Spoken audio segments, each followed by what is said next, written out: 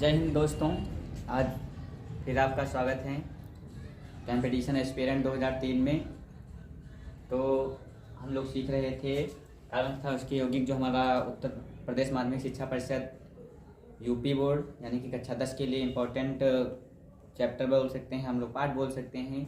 उससे संबंधित हम लोग पढ़ रहे थे कार्बन तथा उसके यौगिक। अब हम लोग कार्बन तथा इसके यौगिक में एल्केन, एल्कीन और एल्काइन तक पढ़ लिया था। तो हम लोग आज सीखते हैं एल्केन, एल्कीन और एल्काइन के जो संरचना सूत्र होती हैं वो हम कैसे लिख सकते हैं, यानी किस तरह से हम एल्केन, एल्कीन और एल्काइन को पढ़ते हैं, लिखते हैं, देखते हैं। ये सारी चीज़ें हम आज देखेंगे। तो सर्वप्रथम हम जब इसको देखने से पहले हम ये देख लेते हैं कि जो हमारे कार्बन नंबर होते हैं, कार्बन नंबर के हिसाब से हम लोग किसी भी यौगिक का नाम कैसे डिनोट करते हैं, यानी कि हाइड्रोकार्बन्स के जो यौगिक होते हैं उनका हम नाम कैसे लिख सकते हैं। तो पहले हम लोग सीखते हैं कि कार्बन जो हमारा होता है कि कितने कार्बन नंबर होंगे तो हम उसे क्या बोलेंगे। तो पहला अगर हमारा कार्बन जैसे C1 है, जैसे इस तरह से, तो अगर हमारे पास कार्बन एक कार्बन परमाणु होगा तो वहां पर हम लोग लिख लेंगे मेथ।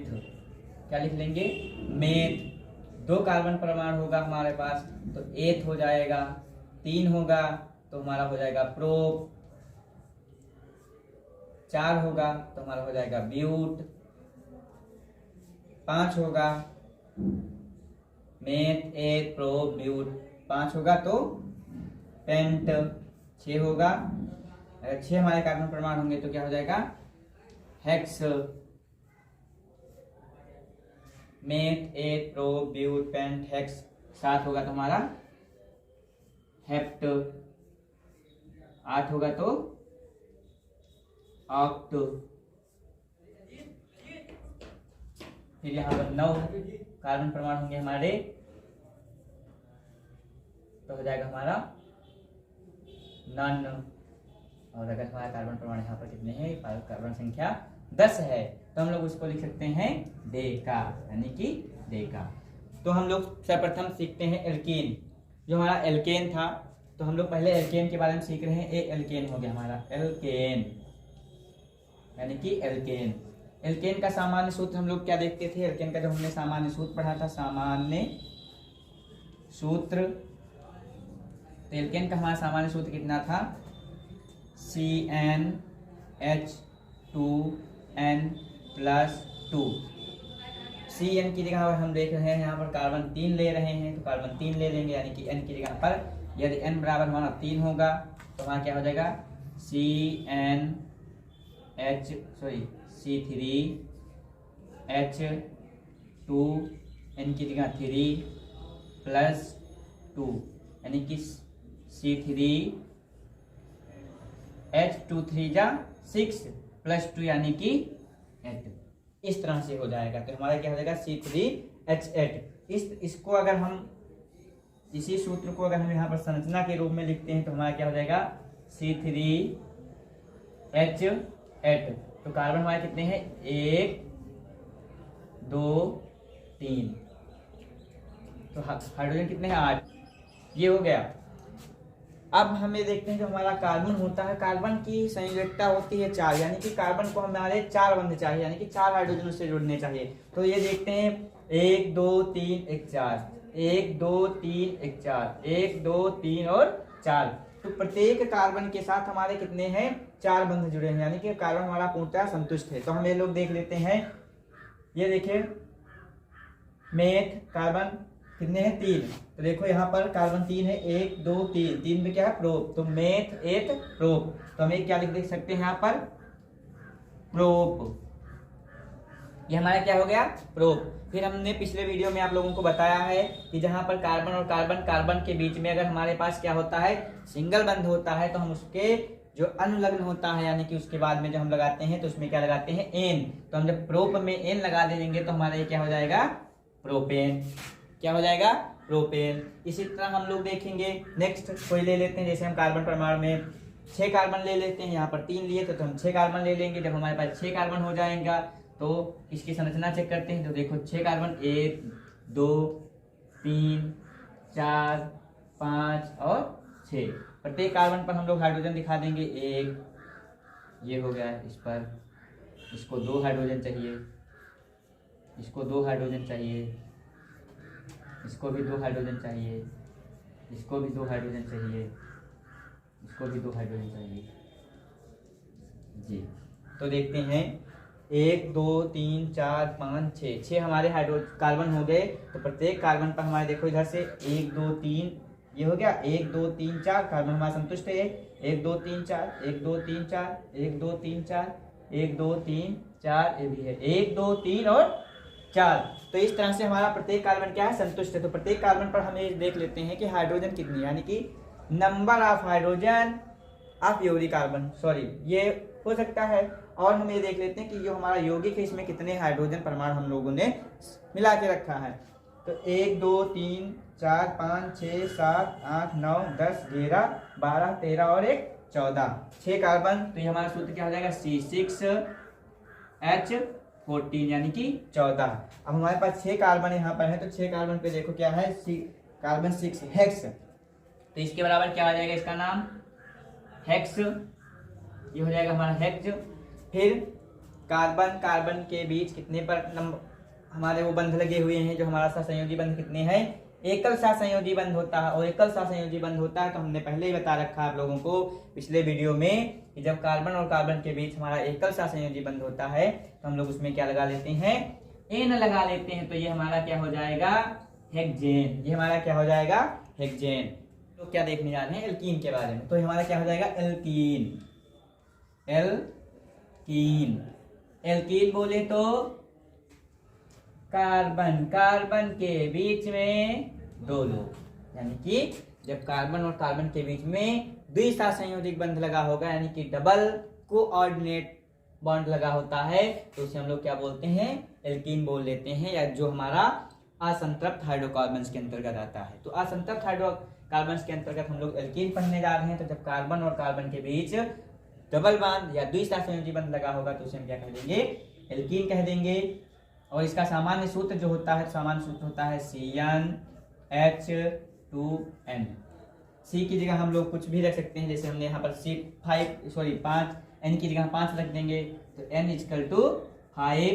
तो क्या कर देंगे, C N की जगह क्या हो जाएगा, 5 हो जाएगा हमारा, H है 2 है और इंटू N की जगह क्या है 5, ये हो जाएगा C5H2 5 जा 10, C5H10। ये हमारा सूत्र बन के आया, ये हमारा फार्मूला बना। अब इस फार्मूले का हम स्ट्रक्चर बना रहे हैं, यानी कि इसको हम जब अलग अलग कर लेंगे, इसका संरचना बनाएंगे, तो हमारे कार्बन कितने हैं, 5। एक प्रत्येक कार्बन के बीच एक एक परमाणु लगा लेते हैं, सहसंयोजक बंध लगा लेते हैं, 1 2 3 4 और 1 1 5, 1 2 3 4 5, 5 कार्बन हमारे हो गए, C5 था। अब 10 हाइड्रोजन दिखा देते हैं इन पर, 1 2 3 4 5 6 7 8 9 और 1 1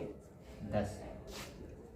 कितने पर कार्बन हो गए हमारे, हाइड्रोजन हो गए, 1 2 3 4 5 6 7 8 9 10, 10 हाइड्रोजन हमारे हो गए। 10 हाइड्रोजन यहाँ में देखना है। अब हम देखते हैं प्रत्येक कार्बन हमारा संतुष्ट है या नहीं संतुष्ट है। तो देखो यहाँ पर 1 2 3 4, 4 बंध है, कंप्लीट है ये। इसके ऊपर 1 2 3 4 ये भी कंप्लीट है, 1 2 3 4 ये भी कंप्लीट। इस पर देखते हैं 1 2 और इसके पास क्या है, 3 ही है। तो यहाँ पर हम क्या लगा लेंगे, डबल बंध लगा लेंगे, यानी कि डबल बॉन्ड लगा लेंगे। द्विसहसंयोजक बंध देखो बन गया हमारा। अब देखते हैं यहाँ पर 1 2 3 और 1 4, 1 2 3 और 1 इसके पास 4, यानी कि सबके पास कंप्लीट होते हैं। यहाँ पर हमारा क्या लग गया, डबल बंध लग गया। और ये हम देखते हैं जब डबल बॉन्ड लगा होता है तो उसको हम उसके अनुलग्न में क्या लगा लेते हैं, हम लोग ईन लगा लेते हैं। क्या लगा लेते हैं, ईन। तब हमारा कार्बन कितने, यहाँ पर 5 कार्बन। कितने कार्बन है, 5 कार्बन है। तो 5 कार्बन के लिए हम लिख सकते हैं मेथ ए प्रोब्यूट पेंट। मेथ ए प्रोब्यूट पेंट, 5 कार्बन के लिए क्या लगा सकते हैं हम लोग, पेंट। हमने लगा दिया पेंट।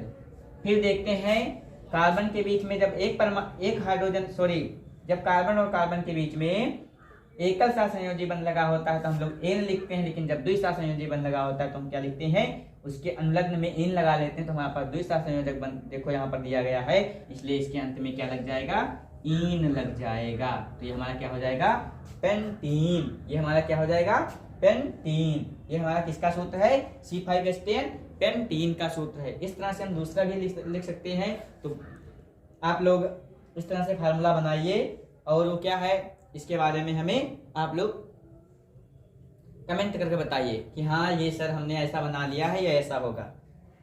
फिर आगे हम लोग अब हम दोस्तों ये देखते हैं कि जो हमारा हाइड्रोकार्बन्स है, हाइड्रोकार्बन्स में हम लोगों ने दो प्रकार के हाइड्रोकार्बन्स पढ़े थे। एक तो सैचुरेटेड हाइड्रोकार्बन्स, दूसरा अनसैचुरेटेड हाइड्रोकार्बन्स।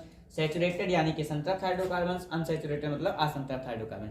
तो असंतृप्त हाइड्रोकार्बन्स के जो हमने पढ़ा था उसके भी दो भाग होते थे। यानी कि पहला क्या था, जब कार्बन और कार्बन के बीच में द्विसंयोजक बंध लगा होता तो इन होता है, यानी कि तो हमारा वो एल्कीन हो जाता था। और जब कार्बन कार्बन के बीच में त्रिसंयोजक बंध लगा होता है तो हमारा क्या कहलाता है, वो आयन कहलाता है। तो हम लोग अब आयन के बारे में यानी कि एल्काइन के बारे में जानेंगे। कार्बन कार्बन कार्बन के बीच 3 परमाणु जब लगेंगे तो हमारे पास क्या होता है, 3 सहसंयोजी बंध लगेंगे तो हमारा क्या कहलाएगा, एल्काइन कहलाएगा। क्या कहलाएगा, एल्काइन, एल्काइन कहलाएगा। तो एल्काइन के बारे में हम लोग जानते हैं। तो यहाँ पर हमारा कार्बन तो और दूसरा है होता है जो एल्काइन का सामान्य सूत्र जो होता है वो हमारा होता है CnH2n-2। ये हमारा क्या है, एल्काइन का सामान्य सूत्र। तो एल्काइन का जो हमारा सामान्य सूत्र है इसके अंतर्गत हम लोग देखेंगे। अब हम n की जगह कोई भी नंबर रख सकते हैं। जैसे लिख लेते हैं हम n बराबर 2, n बराबर क्या मैंने रख दिया 2। तो Cn, तो यहाँ पर हम कर लेंगे C, n की जगह रख लेंगे 2, H है H 2, n की जगह 2 यानी कि 2 से इसका गुणा हो जाएगा और -2 कर देंगे। तो C2 H2 2 जा 4 यानी कि 2 दूना 4 और माइनस के 2 लगे हैं तो -2 कर देंगे। अगले में देख लेते हैं C2 H 4 से 2 निकल जाएगा, कितना बचेगा 2। तो हमारा ये क्या हो जाएगा, C2H2। ये हमारा एक एल्काइन का सूत्र हो जाएगा। यानी कि ये एल्काइन हमारा एक एल्काइन समूह का एक हमारा यौगिक है। तो एल्काइन समूह का ये यौगिक है तो इसका हम संरचना सूत्र लिख लेते हैं। तो कार्बन और कार्बन, 2 कार्बन हमारे हैं, 2 कार्बन लगा लेंगे। हाइड्रोजन हमारे पास 2 है तो हाइड्रोजन 2 लगा रहे हैं, 1 और 1 1 2। अब देखो संतुष्ट है कार्बन, कार्बन को चाहिए कितने 4 इलेक्ट्रॉन।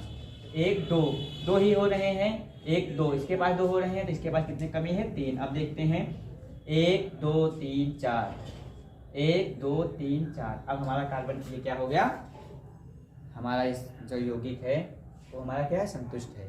तो इसीलिए इसे हम क्या करते हैं, अनसैचुरेटेड बोलते हैं, असंतृप्त बोलते हैं। क्योंकि असंतृप्त इसलिए बोला जाता है, यहाँ पर ये बात होती है कि कार्बन पूर्णतया संतुष्ट नहीं होता है, उसे संतुष्टि के लिए कुछ चीजें प्रदान कर दी जाती हैं, इसलिए हमारा ये ऐसा हो जाता है।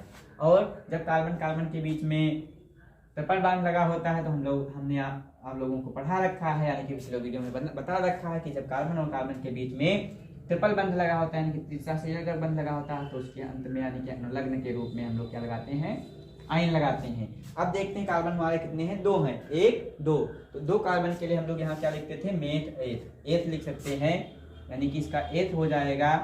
फिर हम देखते हैं इसके अनुसार, अब इसमें जो आगे की चीजें लगेंगी वो हमारे आगे जो शब्द हम लगाते हैं वो कहाँ से लेते हैं, ये जो हमारे बंध बने होते हैं उस बंधों के अनुसार लेते हैं। तो हमारा 1 2 3 बंध लगे हैं, त्रिसंयोजक बंध लगा है, तो त्रिसंयोजक बंध के लिए हम लोग क्या लगाते हैं, आयन।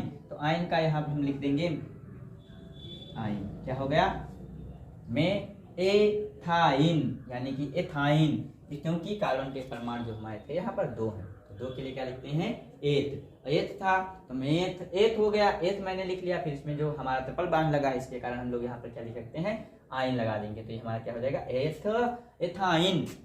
फिर इसी तरह हम लोग लिख सकते हैं दूसरा 4। तो जब यहाँ 4 रखेंगे तो ये हमारी सारी समाप्त हो जाएंगी, नया सूत्र हमारा बन जाएगा। 4 रहेगा तो यहाँ पर n की जगह 4 हो जाएगा, 2 हो जाएगा, n की जगह 4 हो जाएगा, माइनस का 2, 2 चौको 8 हो जाएगा, -2 निकल जाएगा, तो हमारे पास यहाँ कितना बचेगा 6, यहाँ हमारा हो जाएगा 4, यहाँ पर हमारा 4 और यहाँ पर 6। तो जब हम 4 कार्बन के बीच में यानी कि कार्बन कार्बन कार्बन कार्बन, यानी कि कार्बन कार्बन 4 बार लिख सकते हैं। ये देखो 1 2 3 4, क्योंकि 4 यहाँ पर था। अब हमें 6 हाइड्रोजन यहाँ पर इन लोगों को प्रोवाइड करा देना। तो एक यहाँ दे दिया, एक यहाँ दे दिया, यानी कि जो हमारे अंतिम छोर पर होते हैं उनको मतलब बहुत जल्दी दे दी जाती है, क्योंकि जब संख्या कम होती है हमारे पास। तो इनको मैंने दे दिया, एक यहाँ दे दिया, 2 पूरे हुए 3, एक यहाँ दे दिया, कितने हो गए 4, इनको एक दे देंगे, कितना हो गया 5, एक इनको दे देंगे, कितने हो गए 6 हो गया। अब हम देखते हैं 1 2 3 4, इनके पास कार्बन 5 पूरे हो गए, इनकी संयोजकता पूरी हो गई, यानी कि ये क्या हो गए संतुष्ट हो गए। क्योंकि संतुष्ट क्यों हो गए, हम प्रत्येक व्यक्ति इस संसार में जो है वो क्या होना चाहता, संतुष्ट होना चाहता है, इसलिए कार्बन भी कहीं ना कहीं से कुछ ना कुछ ढूंढकर संतुष्ट हो जाता है। हाइड्रोजनों को आपस में जोड़ लिया, 4 लोगों से जुड़ गया, वो क्या हो गया संतुष्ट हो गया। अब देखते हैं ये वाला, तो ये देखो कार्बन 1 2 इसके पास 2 ही है, इस कार्बन के पास 1 और 2 ही है, इस कार्बन के पास 1 2 3 4 इसके पास पूरे हैं। तो यहाँ पर अगर हम 3 बांध लगा देंगे तो देखते हैं 1 2 3 4, इस कार्बन पास 4 बंद हो गए, इसके पास 1 2 3 4 4 इसके पास भी हो गए, यानी कि अब हमारा यह जो यौगिक है वो हमारे हिसाब से क्या हो गया है संतुष्ट हो गया है। यानी कि अब ये कार्बन हमारे जितने कार्बन परमाणु यौगिक में जुड़े हुए थे सभी पूर्णतया संतृप्त हो गया, संतुष्ट हो गए हैं।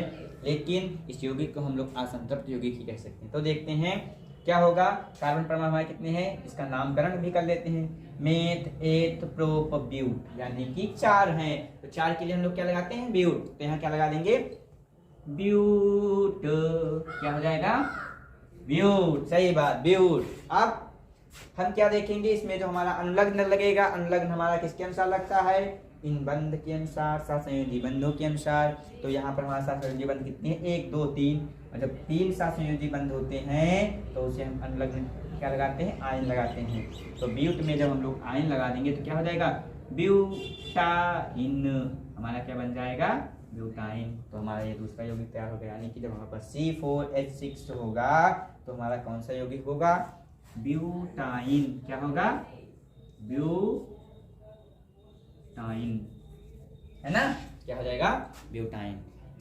तो ओके दोस्तों, I hope are you understand, यानी कि मैं आशा करता हूँ आप लोग समझ चुके होंगे, समझ गए होंगे, आप लोगों को वीडियो बहुत अच्छा लगा होगा। अगर वीडियो अच्छा लगा है तो हमारे वीडियो को लाइक शेयर अपने दोस्तों के साथ शेयर करो और हमारे चैनल को सब्सक्राइब जरूर करें। धन्यवाद। अब हम अगले वीडियो में इसी से संबंधित हम लोग सर्वांतर श्रेणी पढ़ेंगे, जो हमारे यूपी बोर्ड यानी कि कक्षा 10 के लिए, उत्तर प्रदेश बोर्ड कक्षा 10 के लिए बहुत इंपॉर्टेंट, यानी कि बहुत इंपॉर्टेंट ना कहकर वेरी वेरी मोस्ट इंपॉर्टेंट कह सकते हैं। यानी कि ये हमारा जो होता है सर्वांतर श्रेणी लगभग कई वर्षों से पूछा जा रहा है। तो आप लोग अगले वीडियो में हमारे मिलिए और आप लोगों को हम आप लोगों को सर्वांतर श्रेणी के बारे में बताएंगे, जो हमारा हाइड्रोकार्बन्स यानी कि कार्बन तथा उसके यौगिक के पार्ट से आया है। ओके, तो थैंक यू दोस्तों, धन्यवाद। फिर मिलते हैं हम अगले वीडियो में।